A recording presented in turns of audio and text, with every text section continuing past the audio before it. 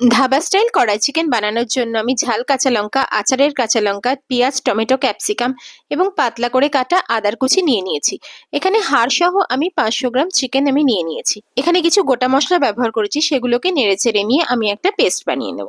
কিছুক্ষণ ঠান্ডা হতে দিয়ে মিক্সিতে ঘুরিয়ে একটা পেস্ট বানিয়ে নেব। এবার প্যানের মধ্যে আমি 100 গ্রাম সাদা তেল দিয়ে চিকেনগুলোকে একে একে ছেড়ে দেবো এবং 5 থেকে 10 মিনিটের জন্য এপিট এপিট করে সব চিকেনগুলোকে আমি 60 to 70% ফ্রাই করে নেব।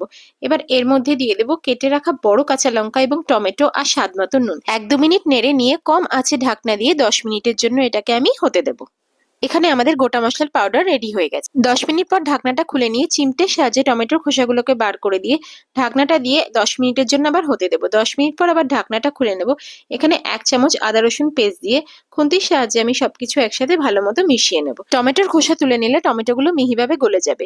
এবার সবকিছু একসাথে ভালো মতো মিশিয়ে নেওয়ার পর আমি দিয়ে দেবো 1 চামচ ধনের গুঁড়ো, 1 চামচ জিরের গুঁড়ো এবং দিয়ে দেবো স্বাদ মতো হলুদ এবং কাশ্মীরি লঙ্কার গুঁড়ো দিয়ে আবার সবকিছু একসাথে ভালো মতো মিশিয়ে নেব। 3 থেকে 4 মিনিট নেড়েচেড়ে নেওয়ার পর আমি এর মধ্যে দিয়ে দেবো ঝাল কাঁচা লঙ্কা, ক্যাপসিকামের টুকরো এবং পেঁয়াজগুলোকে আমি খোলা করে ছাড়িয়ে নিয়েছিলাম, সেটা এর মধ্যে দিয়ে দেবো এবং সবকিছু একসাথে আবার ভালো মতো নেড়েচেড়ে নিয়ে এটাকে 7 থেকে 10 মিনিটের জন্য কম আঁচে আমি হতে দেব। এখানে আমি সব মশলাগুলো ভেজে যে একটা মশলার পাউডার বানিয়েছিলাম, সেটাই হলো কড়াই মশলা, যেটা দিলে এর স্বাদ হয়ে যাবে একদম অন্যরকম এবং খেতেও হবে দুর্দান্ত।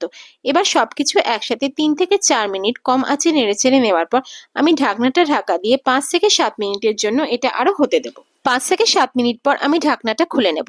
এখানে রং বেরঙের বিভিন্ন রকম ভেজিটেবলস থাকাতে এটা দেখতে যেরকম সুন্দর হবে, খেতেও সেরকম দুর্দান্ত হবে। এবার আমি সিক্রেট কড়াই মশলাটা এর মধ্যে দিয়ে দেবো এবং খুব ভালো মতো সবকিছু একসাথে নেড়ে নেব, যাতে চিকেনের মধ্যে এই কড়াই মশলাটা ঢুকে যায় এবং খাওয়ার সময় খেতে খুবই ভালো লাগে। আমি এখানে 2 চামচ মশলা দিয়েছি, বাকি মশলাটা তুমি কড়াই পনিরেও ব্যবহার করতে পারো।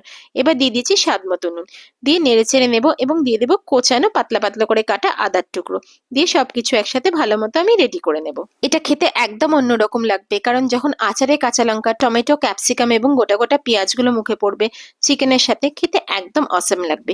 এটা তোমরা লুচি, পরোটা বা নান যে কোনো কিছুর সাথে যে কোনো সময় ডিনার বা লাঞ্চে ট্রাই করতে পারো।